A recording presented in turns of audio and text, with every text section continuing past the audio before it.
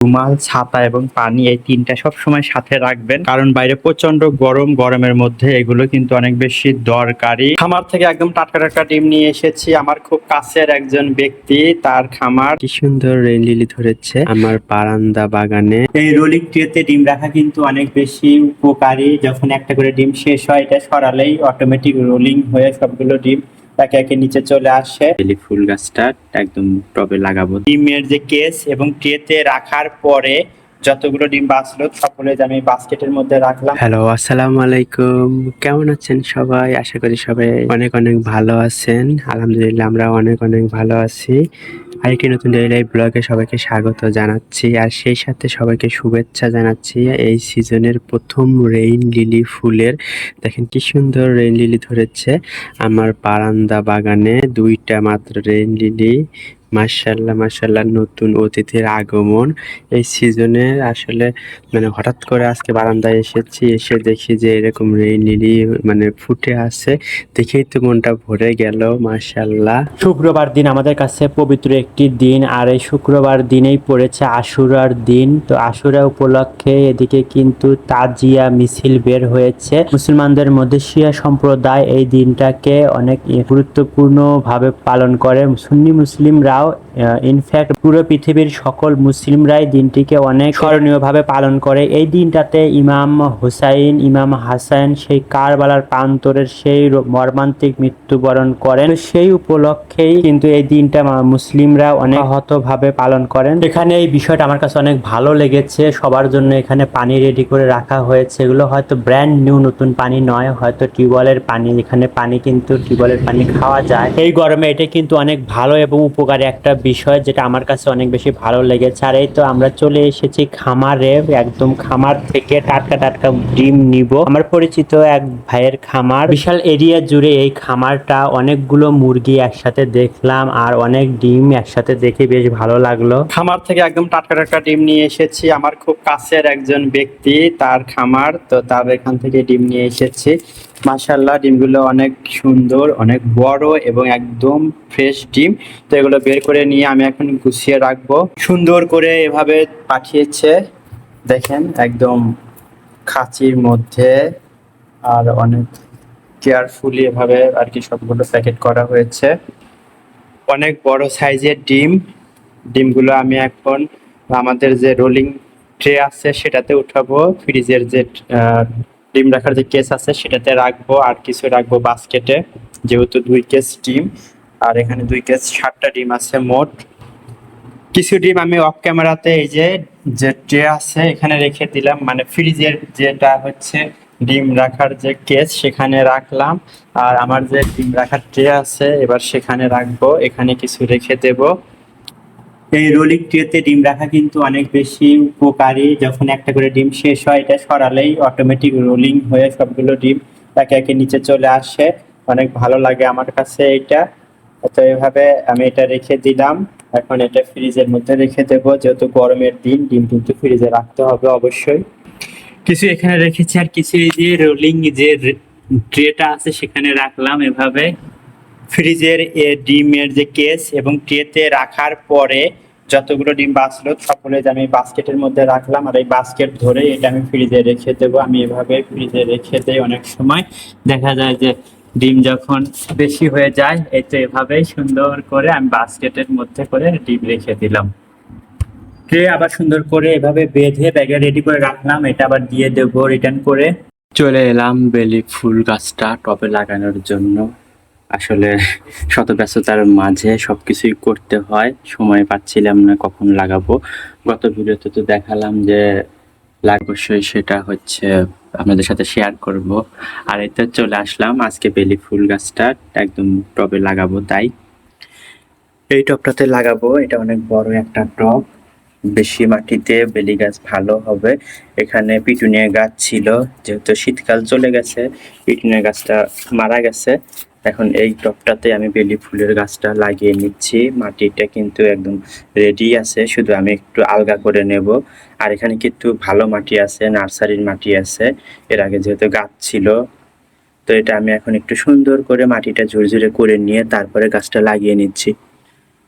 এখানে পিটুনিয়া গাছ মারা গেছে অনেক আগে, কিন্তু তারপরেও আমি এখানে পানি দিয়েছি রেগুলার। আবার আমি না দিলেও এখানে কিন্তু বৃষ্টির পানি লেগেছে, এই কারণে মাটিটা কিন্তু অনেক ভালো আছে।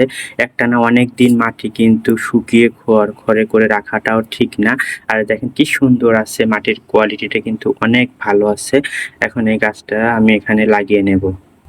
এই টবটাতে কিন্তু অনেকটা মাটি ধরে, দেখেন এখানে ঢেলে নিয়েছি। এই পুরো একটা বড় টব, সেটা কিন্তু ভরে গেছে। আর একটা জিনিস শেয়ার করি, সেটা হচ্ছে এই যে গাছের ভিতরে কিন্তু এরকম এই যে বিভিন্ন রকমের ঘাস হয়, ঘাস গাছ, তো সেগুলো কিন্তু এই যে আমরা একটু ফেলে দিচ্ছি। ভিতরে ছিল, হয়তো কিছুদিন পরে এটা বের হয়ে যেত। তো এভাবেই আমি একটু গাছের যত্ন নিচ্ছি। বেলি গাছের এই যে পলি ব্যাগটা কিন্তু আমি সুন্দর করে ছাড়িয়ে নিলাম। এটা ছাড়ানোর সময় কিন্তু অনেক কেয়ারফুলি ছাড়াতে হবে, যেন এখানকার গোড়ার মাটিটা একদম আলগা হয়ে না যায়। দেখাচ্ছি আমি, এই যে একদম সুন্দর করে ছাড়িয়ে নিয়েছি। শিকড়গুলো কোনো ধরনের ক্ষতিগ্রস্ত হয়নি। এই যেখানে একটা শিকড় কিন্তু পলি ব্যাগের বাইরে দিয়ে চলে গেছে, তো আমি সেই শিকড়টাও রেখে দিচ্ছি। পলি ব্যাগটাই চারদিক দিয়ে ছিঁড়িয়ে দিচ্ছি। এই যে সবগুলো শিকড়ে আমি উদ্ধার করতে পেরেছি। একদম পলি ব্যাগটাই কেটে কেটে শিকড়গুলো এভাবে আমি ছাড়িয়ে নিলাম। এতে যে গাছটা টবে বসিয়ে দিয়ে গাছের গোড়ায় মাটি দিয়েছি। আর এটা চেষ্টা করি যেন একটু উপরের দিকে থাকে, তাহলে কাণ্ডের এখানে পানি জমবে না। এভাবে একটু সুন্দর করে লাগিয়ে নিলাম। আর একটু মাটি দেবো গাছের গোড়াতে। গাছের এক্সট্রা কিছু ডাল একটু ছাঁটাই করে দিচ্ছি, এখান থেকে এইটুকু একটু কেটে নিচ্ছি। ফাইনালি আমার বেলি গাছটার লুকটা দেখাচ্ছি। এই যে অনেক বড় একটা গাছ, আর এই যে বড় টবে লাগিয়ে নিলাম। এখন এটা আমি এখানে রেখে দেবো এই গ্রিলটাতে। এই তো বেলি গাছটা আমি এখানে লাগিয়ে নিলাম। শখের গাছটা দিয়ে এভাবে আমার বারান্দা বাগানটা সুন্দর করে একটু সাজিয়ে নিলাম। একটু একটু বেশি বড় হয়ে গেছে, আর একটু ছোট হলে মনে হয় ভালো হতো। যাই হোক, ফুল কিন্তু আছে, কলি কলি ফুটতে থাকবে ইনশাল্লাহ। এভাবেই একটু সুন্দর করে গাছটা লাগিয়ে নিলাম। লাগানো শেষ, এখন গোসল করব। সকালে তো একবার গোসল করে গিয়েছিলাম বাইরে, তো বাইরে থেকে আসলে তো আবার গোসল করি। তো গোসলের আগে আরেকটু যে কাজগুলো করব, কিছু কিছু জিনিসপত্রগুলো একটু গুছিয়ে জায়গা মতো রাখবো, এগুলো হ্যাঙ্গারে রেখে দেব। রুমালটা ভাঁজ করে রেখে দিচ্ছি। এই গরমের মধ্যে কিন্তু একটা ইম্পর্টেন্ট জিনিস হচ্ছে রুমাল, কারণ বাইরে গেলেই কিন্তু আমরা প্রচুর ঘামি, আর ঘামটা কিন্তু মুছে ফেললে সবচেয়ে বেশি ভালো হয়। আমরা চেষ্টা করব ঘাম মুছে ফেলার জন্য। আর রুমাল ইউজ করা কিন্তু অনেক বেশি জরুরি। রুমাল, ছাতা এবং পানি, এই তিনটা সব সময় সাথে রাখবেন, কারণ বাইরে প্রচন্ড গরম। গরমের মধ্যে এগুলো কিন্তু অনেক বেশি দরকারি। এই জন্য আমি কিন্তু রুমালটা মোটামুটি প্রতিদিনই ধুয়ে ফেলি, বাইরে থেকে এসে ধুয়ে রেখে দেই, পরের দিন আবার এটা ইউজ করি। আর গোসলের আগে বাদ বাকি সব জিনিসগুলো মোটামুটি গোছানোই আছে, তারপরে আমি আরেকটু চেষ্টা করছি গুছিয়ে রাখার। রুমালটা রাখলাম, যেহেতু আবার বাইরে যেতে হবে, যাওয়ার সময় আমি রোটা আবার নিয়ে যাব। তো এভাবেই একটু টুকিটাকি বাসাটাও গুছিয়ে রাখি যখন যেরকম সময় পাই। আর যেহেতু একটু বই পড়ি, এই কারণে কিন্তু আমার বইটা এখানে রয়ে গেছে। তো বই আপাতত থাক, এখানেই থাক। আমি যেহেতু পড়ি, হাতের কাছে থাকলেই ভালো হয়। আর গরমের মধ্যে বেশি বেশি গোসল করারও চেষ্টা করবেন, একাধিকবার গোসল করবেন সকালে যদি পারেন, এবং অবশ্যই বাইরে থেকে এসে গোসল করবেন, কারণ প্রচণ্ড গরম এবং তাপে কিন্তু শরীরের অনেকটা ঘাম হয়, এবং ঘামা গায়ে কিন্তু থাকলে অনেক বেশি প্রবলেম হতে পারে, অসুখ হতে পারে, সর্দি বসে যেতে পারে। এই কারণে নিয়মিত কিন্তু আমরা গোসলও করার চেষ্টা করব, সকাল বিকেল 2 বার। গোসল করে আমি কিন্তু দুপুরের খাওয়াটা সেরে নিয়েছি, আর খাওয়া দাওয়া করে এই যে সুন্দর করে সবকিছু অফ ক্যামেরা আমি পরিষ্কার করে রেখে দিয়েছি। এভাবে আমি চেষ্টা করি একটু গুছিয়ে থাকতে, পরিষ্কার রাখতে। আমার ভালো লাগে, ছোটবেলা থেকে আমি এরকমটাই করি। তো এভাবেই মোটামুটি একটু পরিষ্কার করে রেখেছি, আর এখন রেস্ট করব।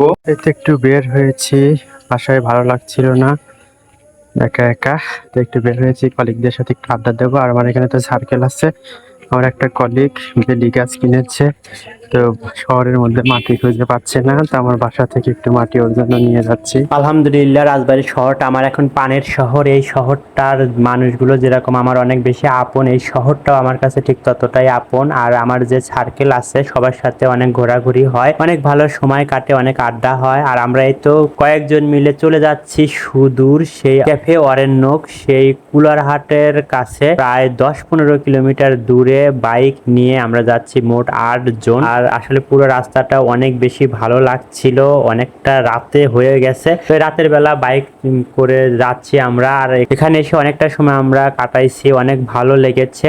আসলে অনেকবার এখানে আসবো করে আসা হয়নি। ক্যাফে অরণ্যক অনেক ভিডিও দেখেছি, তানুকে সাথে নিয়েও আসার অনেক ইচ্ছা ছিল, কিন্তু দূরের জন্য আর সেভাবে আসা হয়নি। তো আজকে সুযোগ হলো, সবাই মিলে আসলাম এবং ঘুরে ঘুরে দেখছি।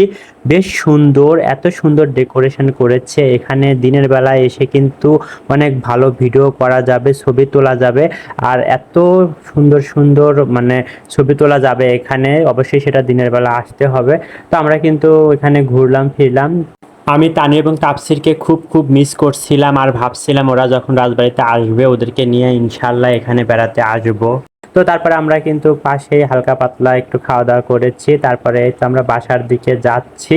এখন অনেক রাত হয়ে গেছে, এত দূরের জার্নি বাইকে করে আসতে বেশ ভালোই লাগছিল। আমরা অনেকজন আনন্দ করতে করতে আসতেছিলাম। তো যাই হোক, আজকের ভিডিও থেকে এখানে বিদায় নেব। সবাই ভালো থাকবেন, সুস্থ থাকবেন। আল্লাহ হাফেজ, আসসালামু আলাইকুম।